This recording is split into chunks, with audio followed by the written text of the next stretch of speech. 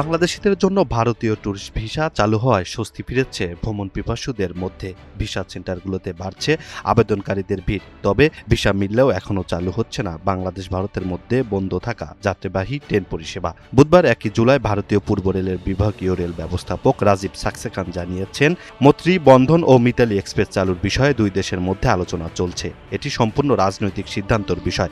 সরকার থেকে নির্দেশ পেলে রেল কর্তৃপক্ষ ট্রেন চালাতে প্রস্তুত বলে জানান তিনি। জুলাই আন্দোলনের সময় নিরাপত্তাজনিত কারণে বন্ধ হয়ে যায় 3টি ট্রেন।